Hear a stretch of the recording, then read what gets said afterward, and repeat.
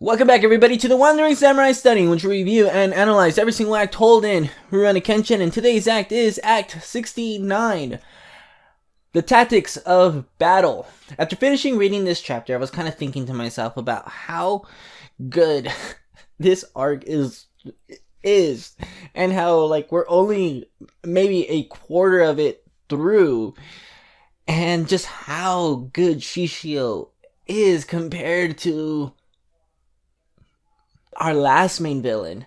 Oh my god, even just kind of thinking about the approach to the last villain, Rajuta, and Shishio, it's so fundamentally different where, in that very first chapter of the Rajuta arc, we get to know him right off the bat.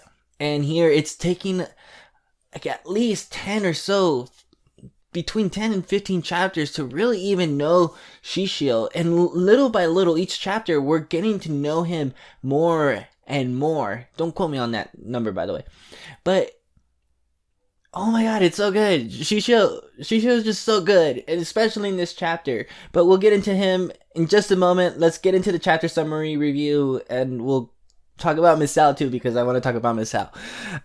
The battle between Senkaku and Kenshin's begun. Senkaku can't manage to land a strike on Kenshin since our hero manages to swiftly move behind him over and over.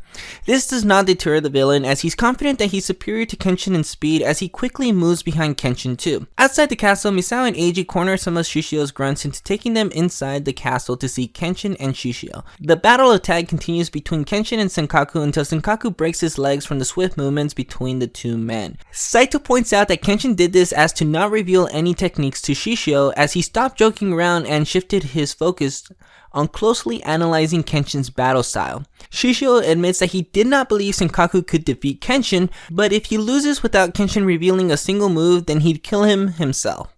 Eiji and Misao arrive to witness Kenshin strike Senkaku with the Ryu Shosen in an act of mercy against the giant conehead. I know in the last video we talked about how great Misao is in this chapter, being a comic relief character, but oh my god, did she really sell it in this chapter, because there are some really heavy stuff going on in this chapter, in this village. Eiji, who is an orphan at this point in the story, just lost his family and has nothing left to lose, is teamed up with this girl who just doesn't have a clue. It's not that she's oblivious to the subject matter or how serious they are. It's just that she just can't help herself. When she says that when she says, I, Misao Makimachi, will reveal my name to no man or to no villain or something like that, and everyone's just like, didn't you just say your name? It's so funny, because I genuinely believe that she just thinks that she's really cool and she's trying to be cool. And she just flubs it up. She's, oh my gosh, fantastic. Alright, so enough about Misao. Let's get into some of the other stuff. Let's start off by talking about Senkaku. There's a Secret Life of Characters page at the end of this chapter talking about Senkaku, and there's really not a whole lot to discuss. One thing to note is that Senkaku was supposed to be the first of the Jupongatana, the 10 swords, and I'm glad that he did not make it, and he ended up just being just a mid-boss type of character. But Senkaku definitely is a small fry, especially after this chapter, but I'm glad that he didn't make the cut into Jupongatana. I think that the characters that we get in the 10 swords or the Jupongatana are so much more interesting, at least from a character design standpoint, and this guy is just a muscle head with a pointy head, cone head. So there's that. But also, he mentions that his initial concept of him was to be just this man who didn't talk, but instead just kind of made screaming sounds, like when fighting, and that his editors told him that he's not an animal, he should be able to talk. And I can really feel that the author overcorrected in this case with Senkaku. And this might have been with him just kind of being nervous about like all of the Raijuta stuff. But you can really feel the overcorrection, because without even having yet read the page, I did feel like, man, this guy does not shut up. And that's something that's just going on throughout this chapter. The entire time that he's fighting Kenshin, like every time that Kenshin gets behind him, or he gets behind Kenshin, like he just has something to say. I mean, it is what it is. I don't really care for it, but I feel like it's just worth noting that it's a bit of an overcorrection. And so let's talk about him being a small fry, because this is something that's probably worth noting in the next chapter, but I noticed it here, and I think it's worth talking about here, because in the next chapter, I think it might just be kind of explained away. So if there's an opportunity, it's here. Senkaku mentions that he's killed 99 people, and Saito kind of scoffs. He does that. He was like, 99? Then you must not be a real warrior. Yeah, that's kind of worth noting, because Kenshin and Saito are both, by like definition, killers. The very fact that Senkaku is counting, like he has a list of the number of victims that he's killed, it just kind of goes to show that he is a small fry, especially living in this era where like to have a number such as 100 or 99 people that he's murdered. It just kind of shows you that this guy probably wasn't around during the Bakumatsu, and if he was very young and not of the age where he would be killing. To be so proud of your number kind of just shows that he hasn't done a whole lot of killing, because he's still kind of proud of that number.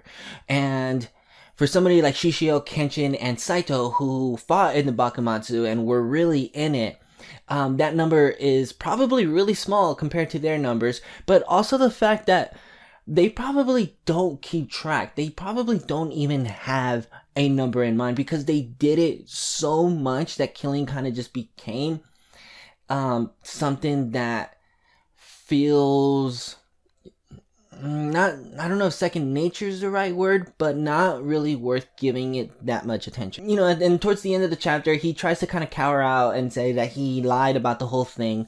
Yeah, but to Kenshin, I love that Kenshin doesn't even care if the number's real. And to Kenshin, the fact that he did indeed kill 3 people, Eiji's parents and the brother, is enough for Kenshin to find him unforgivable. Alright, so let's finish off by talking about Kenshin, Shishio, and Senkaku. I freaking loved that the chapter took all the focus away from Shishio. At the moment that Senkaku was on screen and the fight between Kenshin and Senkaku began, Shishio, like the focus was so off of him and on the fight. Naturally so, because it's a fight. It's a battle between the two, that Shishio is just off screen.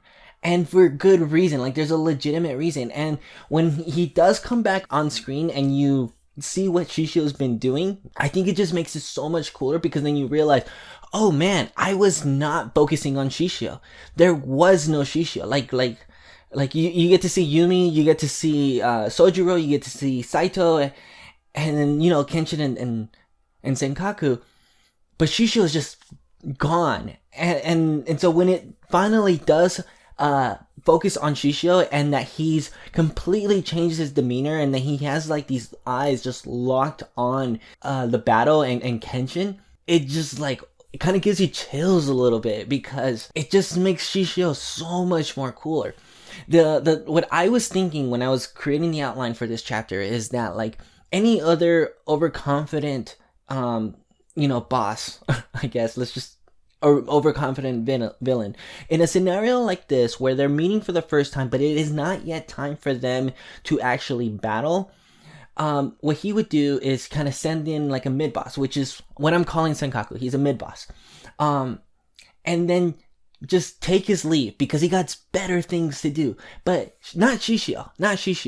And Shishio even reveals that he sent Senkaku for a reason, so that he can extract information from Kenshin. Like, he's trying to get Kenshin to use a move on him. And Kenshin and Saito just picked up on this so quickly, because Shishio just focused. Like his demeanor was completely different from the previous chapter. And we, the readers, and Sojiro and Yumi don't know anything about it, like, because they're like, we're not allowed to see Shishio, but Kenshin and Saito were able to notice it, and so it kind of just justifies Kenshin doing this, like it's such a cool way of having an actual battle between a small fry like Senkaku and Kenshin, because otherwise, if Shishio wasn't around, Kenshin should have been able to just knock him out, no problem. But they made this fight interesting because the head honcho, the boss, is right there, watching, trying to take information from his enemy, Kenshin. It's so cool. It's so cool. Like, he's such a, he's such a warrior, he's such a fighter, he's such a boss. And then when that doesn't work, Kenshin saw through Shishio's plan and did not give him any information. Shishio still one-upped Kenshin by exploiting on Kenshin's kindness and his merciful nature, by telling Senkaku right in front of everybody to hear that he didn't actually expect Senkaku to win, but if he doesn't even get Kenshin to reveal one move, then he's dead. And so of course Kenshin takes the bait, because even though he's mad at Senkaku, he never intended to kill him, but he wanted to have his moment to kind of teach him what he did was wrong. And so for Kenshin, it doesn't matter if you're a friend or foe, he doesn't want anybody to die if he can help it. And that's really freaking cool of Kenshin, but it's also really freaking cool of Shishio to be able to exploit Kenshin that way. Oh my gosh, fantastic stuff.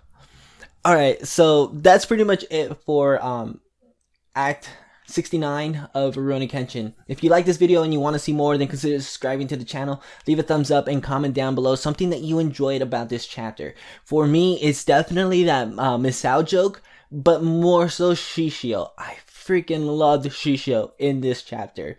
He's just so smart. He's like the definition of an evil genius, and what a great villain for like this arc. Like, oh my god. I gotta go. I'll talk to you guys all in the comment section. Bye, Chan. Like when fighting.